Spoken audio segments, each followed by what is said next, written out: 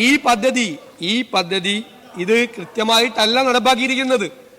ഇത് ധൃതി പിടിച്ച് തെരഞ്ഞെടുപ്പ് കാലത്ത് തട്ടിക്കൂട്ടിയ ഒരു പദ്ധതിയാണ്. പക്ഷേ തെരഞ്ഞെടുപ്പിന്റെ പെരുമാറ്റച്ചട്ടം വന്ന അന്നാണ് ഫെബ്രുവരിയിലെയും മാർച്ചിലെയും ഏപ്രിൽ മാസത്തെയും പെൻഷൻ നിങ്ങൾ കൊടുക്കുന്നത്. ഒരു അധികാരത്തിൽ ഇരുന്നത് 120 മാസമാണ്, 10 വർഷം. 120ാമത്തെ മാസം പ്രഖ്യാപിച്ചൊരു പരിപാടിയാണ് സാർ. ഞങ്ങളുടെ പ്രകടന പത്രികയിലുണ്ടെന്ന് പറയുന്നത്. സാറേ, പ്രകടന പത്രികയിലുള്ള കാര്യം തുടങ്ങുമ്പോഴാണോ അവതരിപ്പിക്കുന്നത്, പോകുന്ന പോക്കിനാണോ അവതരിപ്പിക്കുന്നത്, നടപ്പാക്കുന്നത്? അല്ല, നിങ്ങൾ 2500 രൂപയുടെ സാമൂഹ്യ സുരക്ഷാ പെൻഷൻ കൊടുക്കുന്നു, അത് പറഞ്ഞിട്ടാണ് ഒത്തുചേടി അധികാരത്തിൽ വന്നത്. എന്നിട്ട് 4.25 കൊല്ലക്കാലം 1 രൂപ കൂട്ടിക്കൊടുത്തില്ല. പഞ്ചായത്ത് ഇലക്ഷന്റെ തൊട്ട് മുമ്പ് ഒരു 400 രൂപ കൂട്ടി 2000 ആക്കി. പോണപോക്കിന് അങ്ങനെയാണോ പ്രകടന പത്രിക നടപ്പാക്കുന്നത്? ഞങ്ങൾ പ്രകടന പത്രികയെ കുറിച്ച് പറഞ്ഞുകൊണ്ടാണ് ഞാൻ പറഞ്ഞത്. ഞാൻ ഒന്നും പറയില്ല. ഞങ്ങൾ ആദ്യത്തെ മാസത്തിൽ സ്ത്രീകളുടെ സൗജന്യ യാത്ര ഞങ്ങൾ നടപ്പിലാക്കി. ആദ്യത്തെ ക്യാബിനറ്റിൽ തീരുമാനിച്ച് 1 മാസത്തിനുള്ളിൽ സ്ത്രീകൾക്ക് സൗജന്യ യാത്ര നടപ്പാക്കി. ഞങ്ങള് ഇവിടെ സ്ത്രീകളോട്, ഇത് ശരിയല്ല, അത് നിങ്ങൾ ഇപ്പുറത്ത് 99 പേര് ഇരിക്കുന്ന സമയത്ത് ഞാൻ അപ്പുറത്ത് നിന്ന് ഞാൻ പറയാനുള്ളത് പറഞ്ഞിട്ടാണ് പോയിട്ടുള്ളത്. പ്രതിപക്ഷ നേതാവായിരിക്കും. ഇപ്പൊ ഞാൻ വന്നിരിക്കുന്നത് ഒറ്റയ്ക്കല്ല, 101 പേര് കൂടിയിട്ടാ. അപ്പൊ ഞാൻ ശരിക്കും പറയാനുള്ളത് പറഞ്ഞിട്ടേ പോവുള്ളൂ. ഒരു ബഹളം ഉണ്ടാക്കിയാലും ഞാൻ മാറില്ല. നിങ്ങള് സ്ത്രീകളോട് സ്നേഹം.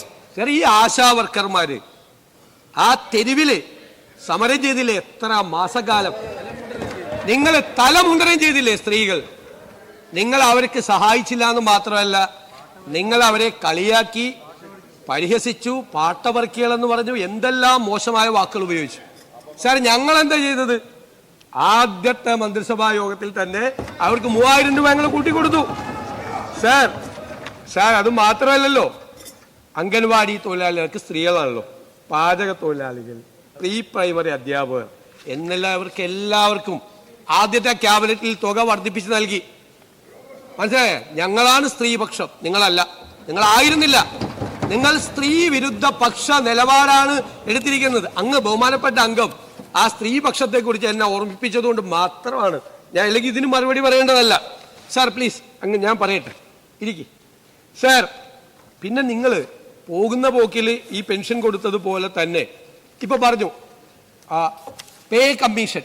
നിങ്ങൾ പറഞ്ഞല്ലോ സാമ്പത്തികമായ ബാധ്യതകളെ കുറിച്ചാണല്ലോ പറഞ്ഞത്, വൈറ്റ് പേപ്പറിനെ കുറിച്ചൊക്കെ പറഞ്ഞു, അദ്ദേഹം പറഞ്ഞു. സാർ, പേ കമ്മീഷൻ എല്ലാ ഗവൺമെന്റും അതാത് സമയത്ത് നേരത്തെ പേ കമ്മീഷൻ പ്രഖ്യാപിച്ച് അവരുടെ നടപടിക്രമങ്ങൾ പൂർത്തിയാക്കി ആ പേ കമ്മീഷന്റെ ശുപാർശകൾ ഇംപ്ലിമെന്റ് ചെയ്യും.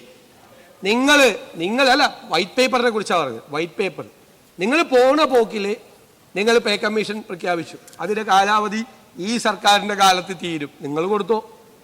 നിങ്ങൾ എത്രയോ വർഷക്കാലം DAയും DR-ഉം നിങ്ങൾ തടഞ്ഞു വെച്ചു.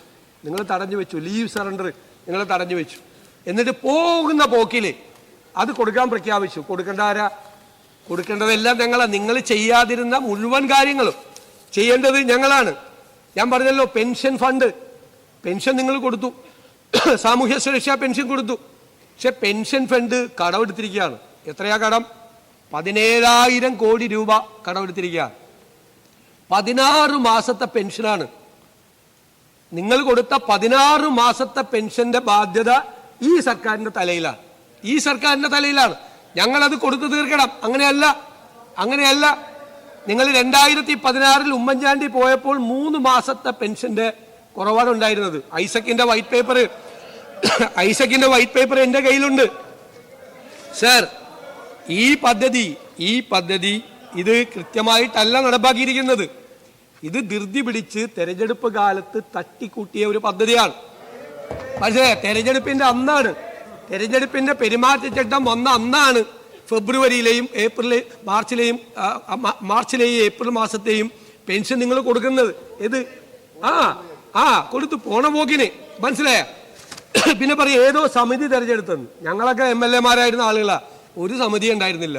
തോന്നിയവർക്ക് നിങ്ങൾ കൊടുത്താ ഞങ്ങളാരും പറഞ്ഞിട്ടില്ല. ഞങ്ങളൊക്കെ MLA-മാരായിരുന്നല്ലോ.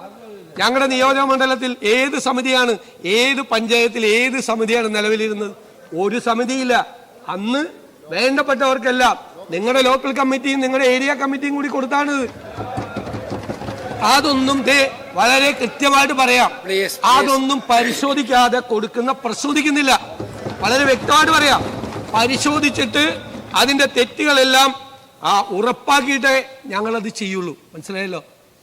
നോക്കി അതിന്റെ തെറ്റുകളാണ് അത് ഒരു പഞ്ചായത്ത് സെക്രട്ടറിക്കും ഒരു കോർപ്പറേഷൻ സെക്രട്ടറിക്കും മുനിസിപ്പൽ സെക്രട്ടറിക്കും വരുന്ന ആപ്ലിക്കേഷൻ മുഴുവൻ എങ്ങനെ പരിശോധിക്കുന്നത്? ഏത് ഡേറ്റയുടെ ഏതായിട്ടാണ് കമ്പയർ ചെയ്യുന്നത്?